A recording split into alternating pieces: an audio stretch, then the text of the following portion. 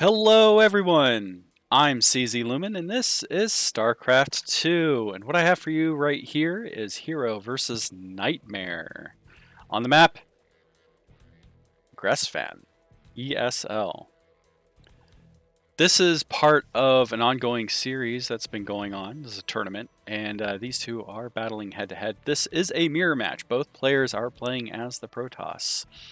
I find mirror matches pretty interesting in a lot of ways in the sense that you can have two players come to the same conclusions using with different builds, and really when you have a mirror match it is skill versus skill. You are pitting units versus units that are nearly identical, so it really comes down to who employs the better strategy, the better tactics with those said units. As boring as it can be, every little battle can make a huge difference. Every lost unit, because once you have the numbers advantage and the resource advantage, it's, I don't want to say game over, but the cards are definitely stacked against you. This is when you compare different factions, like Zerg versus Protoss. You have kind of offset catch-up mechanics if you can use your race's strengths against your opponent.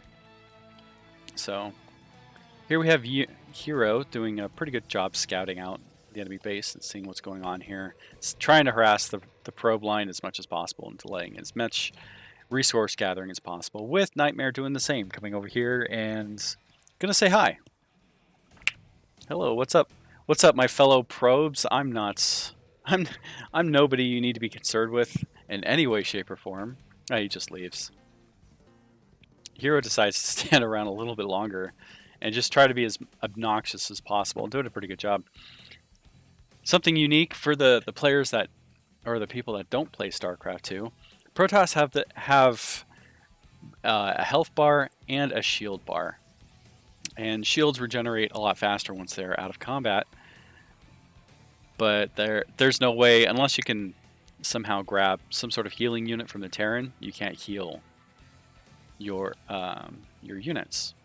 Whereas versus the Zerg, who can heal all of their units, all they need is time. They just naturally regenerate. Stalker's taking out that probe that herO left within the base. NightMare, hold on a second. NightMare leaving a pylon in the natural expansion against herO. Excuse me there. Just to delay that as much as possible. Now there's no probes up here getting ready to drop that down.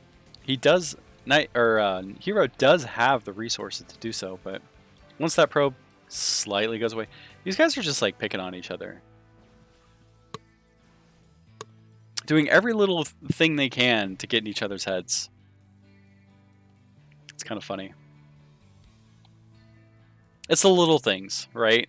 When you have a mirror matchup like this, I mean, it's it's 2 gateway and a cybernetics core versus 2 gateway and a cybernetics core. Pretty much the same build. We have, I'm looking at this here, we have same amount of stalkers are coming out, same amount of sentries. It's 4 stalkers versus 2 stalkers, but 25 workers versus 24 workers. 12 army versus 12 army. It's neck and neck. So the side that gets to use their shield batteries and have that defensive bonus is definitely going to have the advantage here. The question is, how is somebody going to take advantage of something? I know that sounds very broad and very boring, but because there's going to be a point in this match when one side takes victory over the other. Because only one side can win. A hallucinated Phoenix coming in here to do a scout.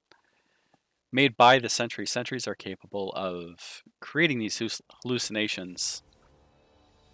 The opposing player doesn't know it's a hallucination unless it's destroyed. So things like this can psych out your opponent. Now it's about to disappear, which gives herO knowledge. Oh, no. Did not see it disappear. So you can psych out your opponent. In StarCraft 1, you were actually able to create a bunch of hallucinated units you had to have the unit in order to do this, which I've seen matches where a Protoss will effectively double the size of their army and then send it over to the opponent side just to let the opponent see that, and then move other forces around. And it really psychs out the opponent because they think, what the hell is this? How am I so far behind? And I've literally seen players leave the game after seeing it. And I mean, what kind of kind of sucks if you did the replay and realized that you were just totally psyched out. I mean, World War II had that too with fake armies. There was an entire German division that surrendered because they saw a bunch of balloon tanks being propped up with an army. They thought it was a real army. So it's legit. These are legit tactics. Only available by the Protoss. So something you have to keep in mind if you're going up against the Protoss is this hallucination stuff. I don't. I'll have to look up what hallucinations can be made. It's not like StarCraft 1. You had more options. You had the options of whatever army you had. StarCraft 2, I think you're limited to. I think it's a Phoenix and a couple other units. And the reason why Phoenixes are often used is to basically perform these scouts. And both sides know it's like, yeah, it's not real. You're not actually going to do anything with that. You can't take down any air units or anything like that, so, or lift up anybody. Now, if he hallucinated like 3 of these and then flew them around, the advantage there is that you might be able to get your opponent to start building pylons in the back of the base. If you have no plans on doing drops later on where a pylon could actually mess you up, then what that does is it gets your opponent to spend money on things they don't need, which is a valid strategy. Because here we have NightMare, who's spending his money really quickly trying to build up his forces. It's 45 versus 36 army, even worker count 42 to 42. So they have the same economy on 3 bases right now going on. Slightly different. No, about the same economy. So if herO is able to get NightMare to start blowing money on cannons, then that's a win. That's resources that isn't going to be used later on. Oh, here we go. We have a fight going on. I'm going to pause it here for just a second so you can see what's happening here. We have 2 immortals with a bunch of stalkers versus a bunch of stalkers. Both sides also have sentries where they can pop their shields and give that ranged bonus there. We have an immortal coming in from the north for NightMare's side. Now, NightMare has a shield battery here that he can back up on, which could help delay the amount of damage that this can do. I want you to look at this situation here and just mentally process what you think is going to go down and who you think is going to win this match, if this is actually going to be a fight. So ready and go. Slowed it down so we can actually appreciate what's going on. Zooming in just a little bit. Stalkers blinking up, trying to take that flanking advantage. Immortals coming in. Sentries not spreading out their shields as much as they like. The shield battery really helping out here, saving a couple of these stalkers. One stalker's not going down, being blinked backwards when they're about to die, really saving them. An immortal coming in, knocking out both immortals of the herO side. herO is on the run. Although, looking like a lot... Wait, where are they going? Being recalled to the back of the main base for NightMare. 3 adepts are coming in, knocking out 5 probes so far. Maybe, can they get a 6? 6 probes go down. 7 probes go down. Stalkers are having a hard time. Okay, here we go. Adepts blinking or shading outward, and that is the end of their life. Knocking out 7 probes though, so that is a minor setback for NightMare. He has to Not only does he have probes not mining, but he has to replenish those probes in order to get back into the economy. Slight disadvantage, 47 to 51, not too shabby. Temporarily reduced by basically 10% of herO's economy.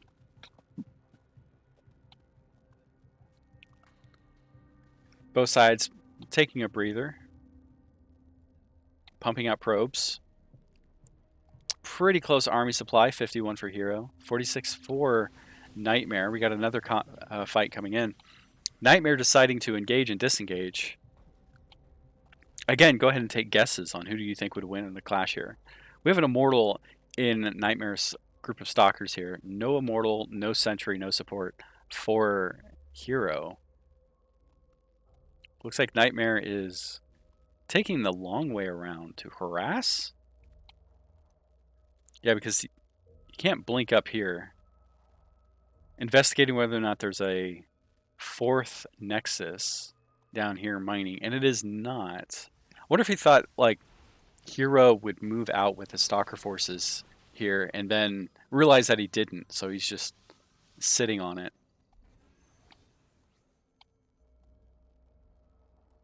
Just poking, just both sides trying to figure out what they can do against each other.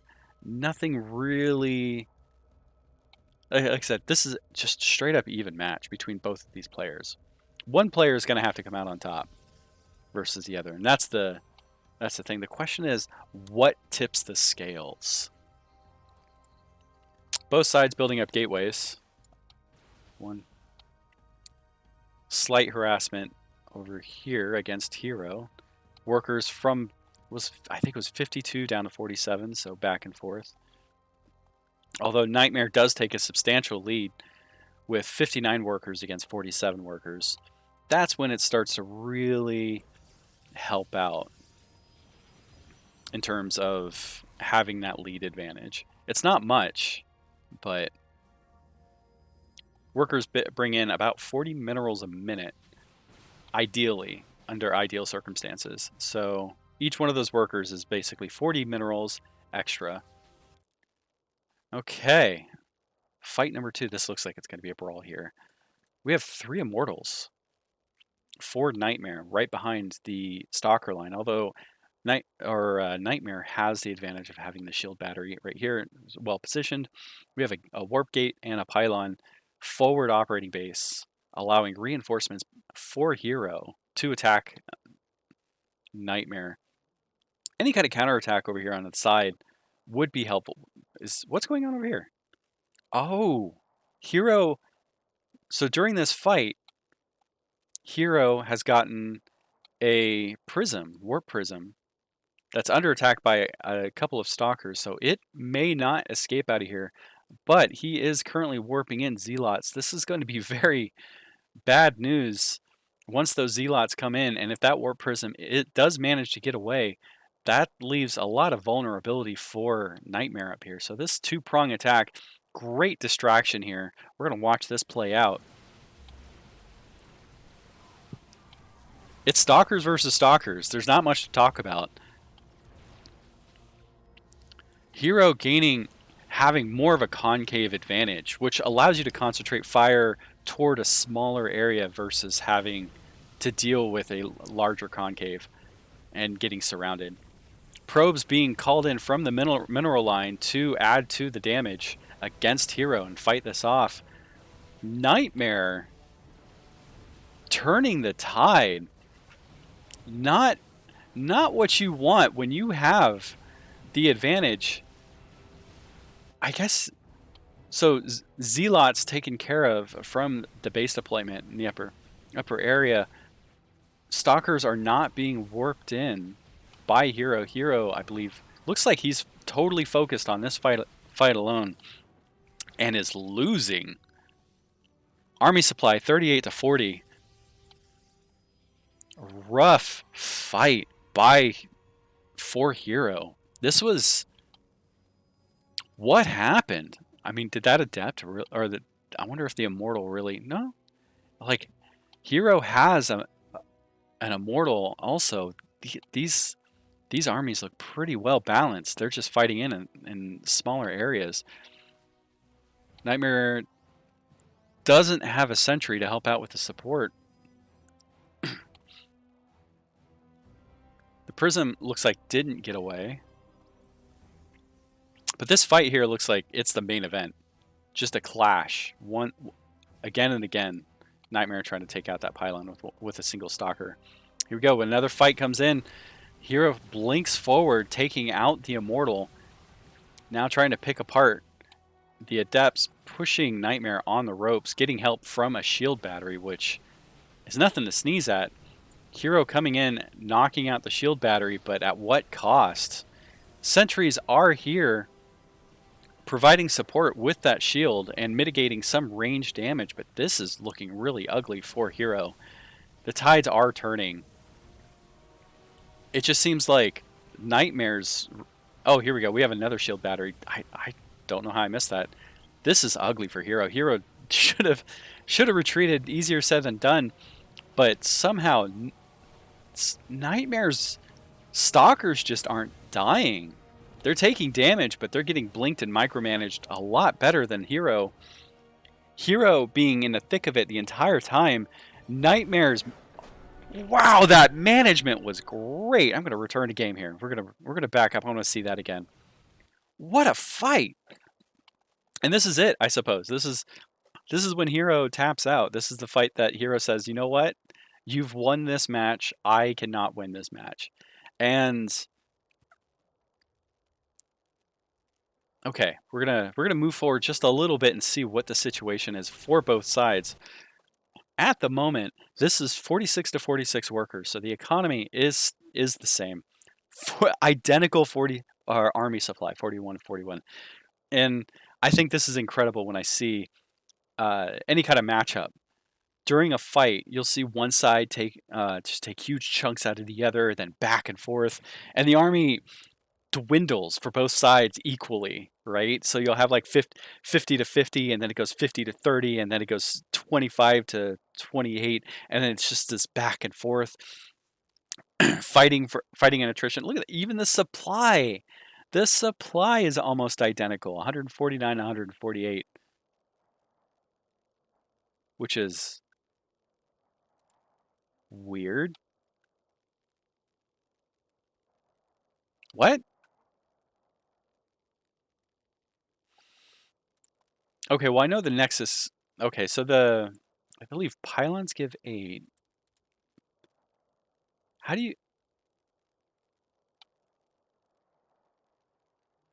How does that work? I'm gonna have to look that up. I don't know how you get 149 versus 148. That's a strange discrepancy. I mean, I guess NightMare. Well, he has 4 bases. 1, 2, 3, 4 bases for 3 bases. Okay, so that doesn't matter. I'm sure the math works out. Here we have a nice concave by NightMare being able to really concentrate fire on herO's forces. Now it's not too bad right here, so it's not gonna be too big a deal. But we have a shield battery that's also providing support. So NightMare looks like he is providing better micro management of his units and getting threatened units out of here. Let's see if I'm calling it. A few seconds in, and the army supply just dwindles for herO. I gotta back up again. I gotta watch this. So we have 45, 47. herO's forces have taken a beating. Some stalkers are really on the ropes, although the same could be said for NightMare. NightMare has a shield battery there to really help soak up the damage, and getting blocked off by sentry force fields to prevent a little bit of reinforcements. Moving forward just a little bit faster. 41 to 41. Unit goes down. We have a nice concave by NightMare against herO. Only a couple units are being supported by this shield battery too. And we have a reinforcing warp prism that allows you to morph in support. herO moving in for a flank over here with some of his stalkers. 46 to 46 still. Is there anything else going on? Am I missing anything? No, this is it. This is the main event. This is the fight to pay attention to. There's nothing else going on. Yeah, this is it. This is what dictates who wins and who loses this match. You just watch one after another. Just those overwhelming forces. Zealots by herO are in the fray and trying to soak up as much damage as possible. That shield battery is not doing any kind of work here. Too far away to be able to take an advantage of. Blinking forward might have been good for NightMare to try to take advantage of that, but we're at 27 versus 43 army supply. This is not looking good for herO. And what do you do? What do you do if you're herO in this situation, seeing your forces dwindle like this? Because this is clearly going to be a loss, right? You can't run away from stalkers. You just can't. The Immortal's going to get caught up to. The Sentry is going to get caught up to.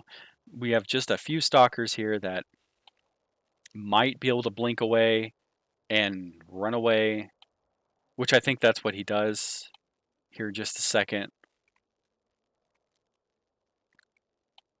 Yeah, this is a pretty bad collapse.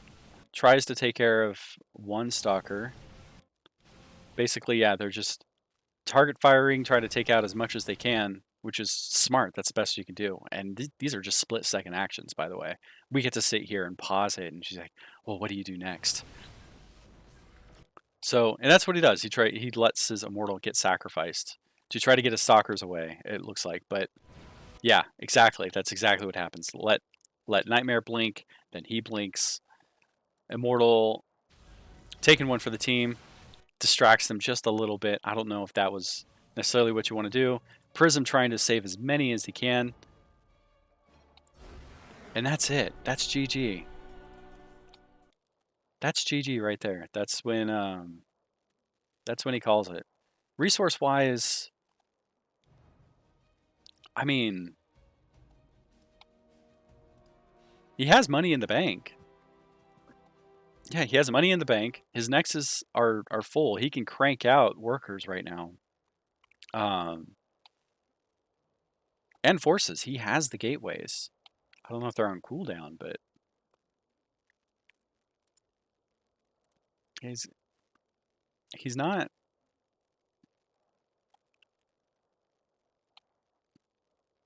Huh.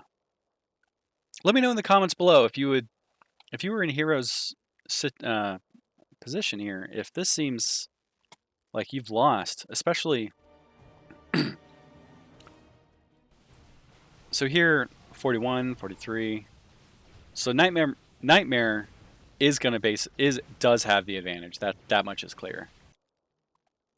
Yeah, so he's about to surrender here. So this is the situation. This is what you got. You have to basically rebuild your entire army off of 1,000 minerals with a healthy economy. NightMare, what I'm thinking, herO just sees the loss coming and doesn't want to just prolong it out, because you only have a finite amount of mental energy in the day to really take care of this. So if you're stressed and you see this engagement, you know it's a balanced match, and you know his economy is still going strong, and you know your opponent. This might be just like, okay, well, this massive engagement didn't go my way, and it's one-sided now, because now he has the forces, and herO would have to play completely defensive pot and try to expand and hold on to that expansion, with NightMare having full map control and all the options to do whatever he wants with. So, good move, bad move. Do you think you could have salvaged this? Would you have surrendered here or played it out longer? Let me know in the comments below. And don't forget to like and subscribe, because apparently I have to say that